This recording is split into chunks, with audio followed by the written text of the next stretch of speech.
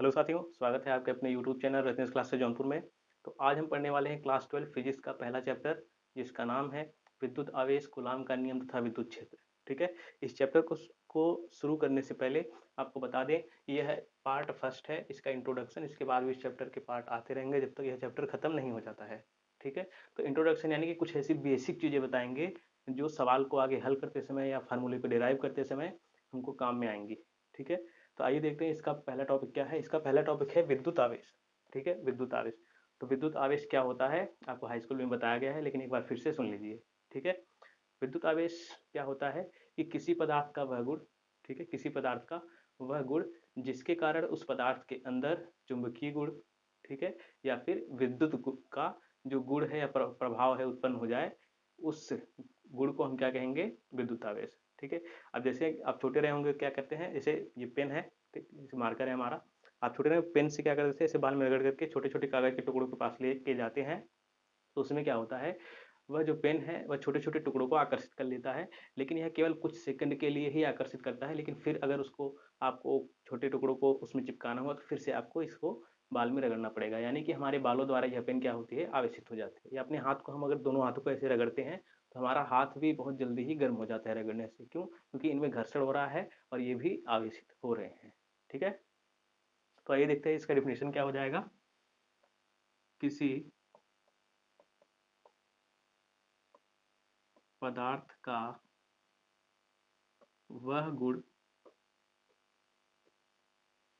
जिसके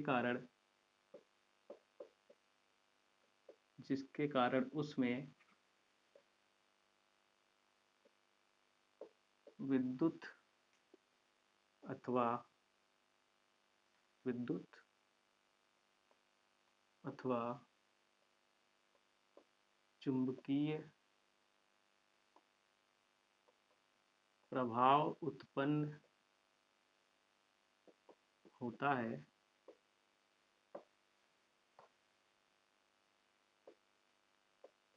विद्युत आवेश कहलाता है। ठीक है, विद्युत आवेश क्या होता है? किसी पदार्थ का वह गुण, ठीक है, यानी कि किसी पदार्थ का एक गुण है, ठीक है, जिसके कारण उस पदार्थ में क्या होता है, विद्युत प्रभाव या फिर चुंबकीय प्रभाव, या दोनों, विद्युत धारा जहाँ पे बहती है वहां पे कुछ ना कुछ मात्रा में चुंबकीय प्रभाव भी उत्पन्न होता है। ठीक है, तो ये जो गुण है जिसके कारण विद्युत और चुंबकीय प्रभाव उत्पन्न हो रहा है, यही क्या है? विद्युत आवेश कहलाता है। ठीक है, तो विद्युत आवेश को जो है कहीं कहीं पे कैपिटल क्यू से दिखाते हैं, कहीं कहीं पे स्मॉल क्यू से।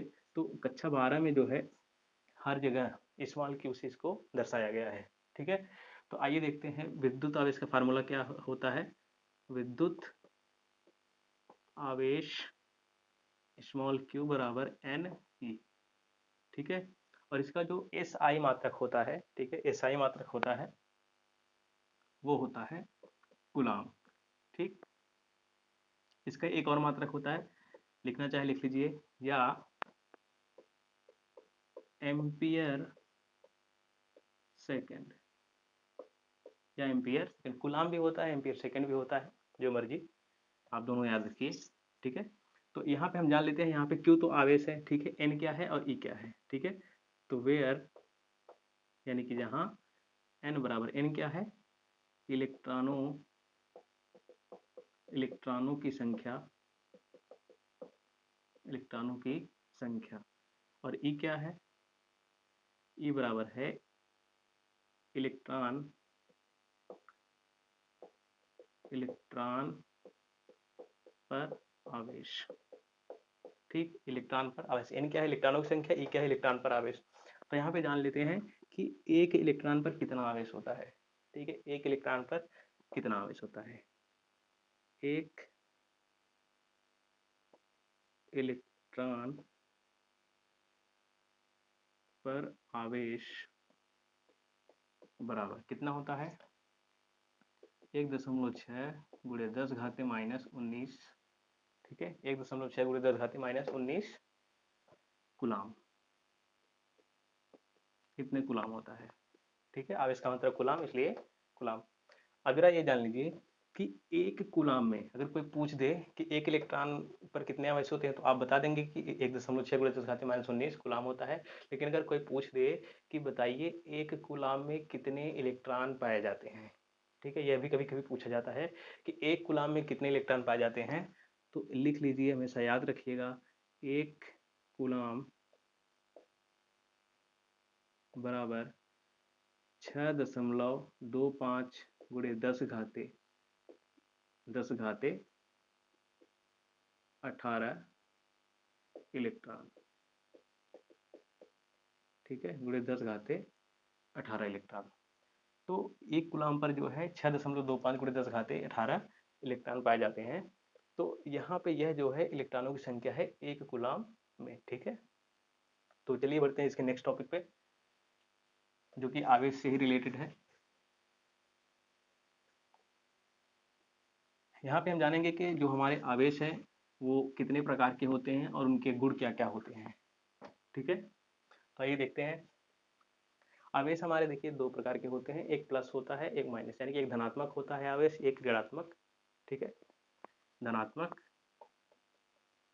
यानी कि प्लस, और दूसरा क्या होता है, ऋणात्मक, ठीक है, यानी कि माइनस, ठीक है। तो यहाँ पे धनात्मक कब आता है, धनात्मक कब आता है, देखिए हम एक एक्सपेरिमेंट के द्वारा देखेंगे, एक प्रयोग के द्वारा यहाँ पे सिद्ध करेंगे कि धनात्मक कब आता है, ऋणात्मक कब आता है, ठीक है। जब किसी तत्व पर, ठीक है, या किसी तत्व के एक परमाणु पर इलेक्ट्रॉनों की कमी होती है, यानी कि इलेक्ट्रॉन को जब निकाला जाता है तो उस पर धन आवेश आता है, ठीक है। और उसी निकाले गए इलेक्ट्रॉन को जब कोई दूसरे तत्व का परमाणु ग्रहण करता है तो उस पर जो है ऋण आवेश आता है। आइए इस एक्सपेरिमेंट करके देखते हैं एक प्रयोग के द्वारा, ठीक है। अब जैसे NaCl है, यानी कि नमक है, ठीक है।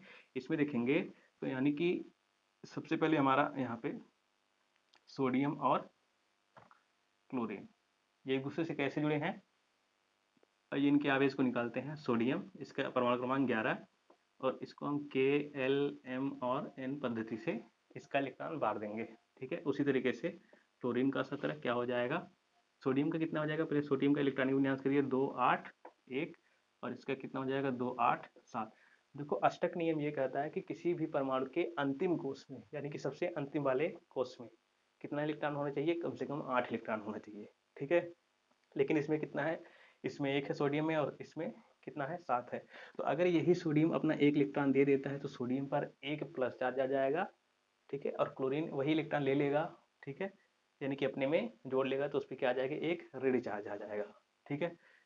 तो यही इसका जो एक इलेक्ट्रॉन है, मान लो ये एक इलेक्ट्रॉन है, ये कहाँ चला जाता है, क्लोरीन के पास। तो क्लोरीन के पास कितने हो जाते हैं टोटल, यहाँ से हट करके क्लोरीन पे कितना आ जाएंगे, 8। तो इसमें भी 8 है, इसमें इसके भी आखिरी कोष में 8 है। तो यानी कि इस पे क्या आ जाएगा, सोडियम पे प्लस, और इस पे क्या आ जाएगा, माइनस। समझ में आया प्लस माइनस कहाँ से आता है, ठीक है। चलिए बढ़ते हैं इसके गुण पर, ठीक है, यानी कि प्लस और माइनस जो आवेश है इसके क्या गुण है, ठीक है। बहुत ही सिंपल है, देखो समान प्रकार के जो आवेश होते हैं वो एक दूसरे को, ठीक है, विपरीत दिशा में धकेलते हैं, एक दूसरे को सीधे करते हैं, प्रतिकर्षित करते हैं। लेकिन जो विपरीत प्रकार के आवेश है वो क्या करेंगे, एक दूसरे को आकर्षित करेंगे, और समान प्रकार के आवेश एक दूसरे को प्रतिकर्षित करेंगे, ठीक है। तो यानी कि अगर प्लस और प्लस ये दोनों है, अगर इन दोनों को हम पास में लाएंगे तो इसमें क्या होगा, इसमें होगा प्रतिकर्षण, प्रतिकर्षण। और अगर माइनस है और माइनस है तो इसको पास में लाएंगे तो आकर्षण, ठीक है, सॉरी, अगर ये आकर्षण कब होगा, ये अगर एक माइनस है एक प्लस रहे। लेकिन अगर मान लो दोनों माइनस है तो अगर इन दोनों माइनस को एक दूसरे के पास में लाएं तो तब क्या होगा, प्रतिकर्षण, ठीक है। और अगर यहाँ पे प्लस है, ठीक है, और इधर माइनस है, तब इनको पास में लाएं तो आकर्षण। यानी कि अगर समान प्रकार के जैसे प्लस प्लस है और माइनस माइनस से समान है तो क्या होगा, प्रतिकर्षण होगा, और विपरीत प्रकार के आवेश हैं तो क्या होगा, आकर्षण होगा, ठीक है।